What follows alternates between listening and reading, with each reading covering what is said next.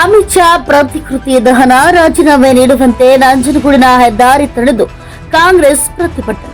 ಹೌದು, ಸಂವಿಧಾನ ಶಿಲ್ಪಿ ಡಾಕ್ಟರ್ ಬಿಆರ್ ಅಂಬೇಡ್ಕರ್ ಅವರ ಬಗ್ಗೆ ರಾಜ್ಯಸಭೆಯಲ್ಲಿ ಅವಹೇಳನಕಾರಿಯಾಗಿ ಮಾತನಾಡಿರುವ ಕೇಂದ್ರ ಗೃಹ ಸಚಿವ ಅಮಿತ್ ಶಾ ವಿರುದ್ಧ ನಂಜನಗೂಡಿನಲ್ಲೇ ಹೆದ್ದಾರಿ ತಡೆದು ಕಾಂಗ್ರೆಸ್ ಕಾರ್ಯಕರ್ತರು ಪ್ರತಿಭಟನೆ ನಡೆಸಿದರು. ಮೈಸೂರು ಊಟಿ ರಾಷ್ಟ್ರೀಯ ಹೆದ್ದಾರಿಯ ಉಲ್ಲಹಳ್ಳಿ ವೃತ್ತದಲ್ಲಿ ಜಮಾಯಿಸಿದ ಕಾಂಗ್ರೆಸ್ ಪಕ್ಷದ ಕಾರ್ಯಕರ್ತರು ಮಾನವ ಸರಪಳಿ ನಿರ್ಮಿಸಿ ಧಿಕ್ಕಾರದ ಘೋಷಣೆಗಳನ್ನು ಕೂಗಿದರು.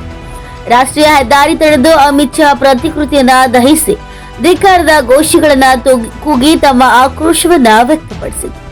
ಮಾಜಿ ಶಾಸಕ ಕಳಲೆ ಕೇಶವಮೂರ್ತಿ ನೇತೃತ್ವದಲ್ಲಿ ಪ್ರತಿಭಟನೆ ನಡೆಸಲಾಗಿದ್ದು, ಕೇಂದ್ರ ಗೃಹ ಸಚಿವ ಅಮಿತ್ ಶಾ ರವರು ಅಂಬೇಡ್ಕರ್ ಅವರ ಬಗ್ಗೆ ಅವಹೇಳನಕಾರಿಯಾಗಿ ಮಾತನಾಡಿರುವುದನ್ನ ನಾವು ತೀವ್ರವಾಗಿ ಖಂಡಿಸುತ್ತೇವೆ.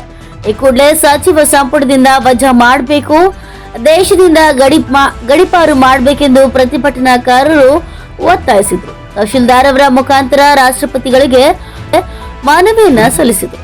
ಹೆದ್ದಾರಿ ತಡೆದ ಪರಿಣಾಮ ಪ್ರತಿಭಟನೆ ವೇಳೆ ಕೆಲವು ಗಂಟೆಗಳ ಕಾಲ ಟ್ರಾಫಿಕ್ ಜಾಮ್ ಆಗಿ ವಾಹನ ಸವಾರರಿಗೆ ಸ್ವಲ್ಪ ತಡವಾಯಿತು.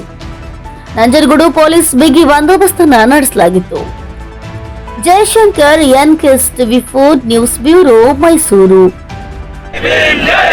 ಕಾಂಗ್ರೆಸ್ ಪಕ್ಷದ ಹೋರಾಟಕ್ಕೆ ಕಾಂಗ್ರೆಸ್ ಪಕ್ಷದ ಹೋರಾಟಕ್ಕೆ ದಲಿತ ವಿರೋಧಿ ಕೇಂದ್ರ ಸರ್ಕಾರಕ್ಕೆ ದಲಿತ ವಿರೋಧಿ ಕೇಂದ್ರ ಸರ್ಕಾರಕ್ಕೆ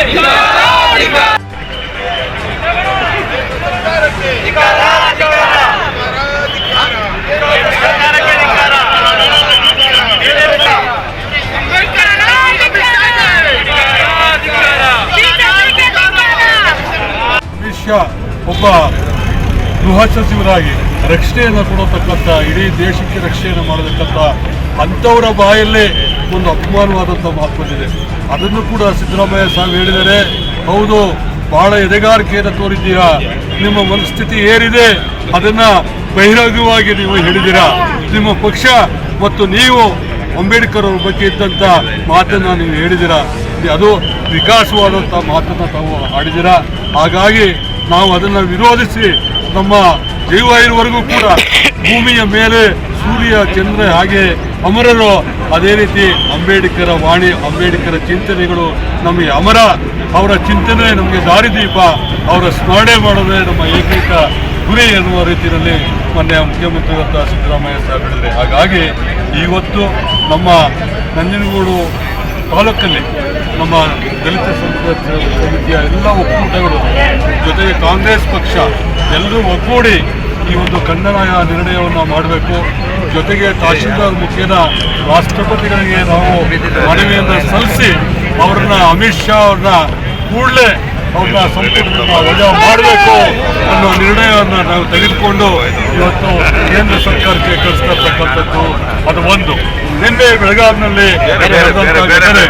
ಏನು ಘಟನೆ, ಮೊನ್ನೆ CT ರವಿಯವರು ಒಬ್ಬರು MLC ಆಗಿ, ಹಿರಿಯರಾಗಿ, ಸಚಿವರಾಗಿ ಅವರು ನಮ್ಮೆಲ್ಲರ ಮೆಚ್ಚಿನ ನಾಯಕಿಯಾದಂಥ ಶ್ರೀಮತಿ ಲಕ್ಷ್ಮೀ ಹೆಬ್ಬಾಳ್ಕರ್ ಮೇಲೆ ಅವಹೇಳನಕಾರಿಯಾದ ಮಾತನ್ನು ಮಾತನಾಡಿದ್ದಾರೆ.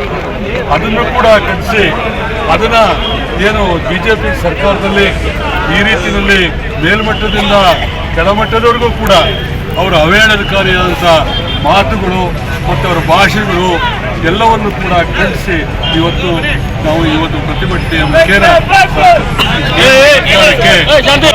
ಸಂಸತ್ನಲ್ಲಿ, ರಾಜ್ಯಸಭೆಯಲ್ಲಿ ಭಾರತ ದೇಶದ ಗೃಹ ಸಚಿವರಾದಂಥ ಅಮಿತ್ ಶಾ ಅವರು ಅಂಬೇಡ್ಕರ್ ಅವರ ಬಗ್ಗೆ ಅವಹೇಳನಕಾರಿಯಾಗಿ ಅವಮಾನವಾಗಿ ಮಾತನಾಡಬೇಕು ಅಂತೇಳಿ ಮಾತಾಡಿರೋದನ್ನ ಇಡೀ ದೇಶ ಅವರ ವಿರುದ್ಧವಾಗಿ ಇವತ್ತು ಅವ್ರು ಮಾತನಾಡಿರೋದ್ರಿಂದ ಅಪರಾಧ.